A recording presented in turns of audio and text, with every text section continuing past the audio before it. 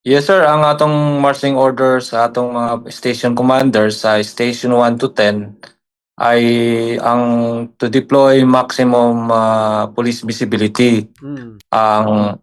Ang dugang po na ang atong mga police nga na-assign sa city headquarters, ato po silang gideploy para matabangan ang mga police stations Mm. pagbantay sa atong mga kadalanan.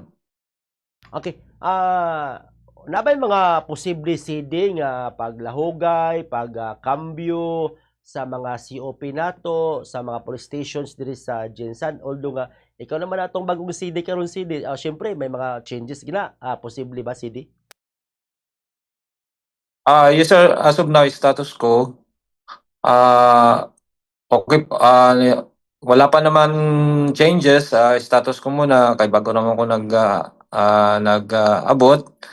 Tanawon nato ang ilang mga performance. Medyo okay man ang atong mga police station commanders, performer man sila, nag-accomplish man sila sa respective duties and responsibilities. Okay man sila sa karon na sir.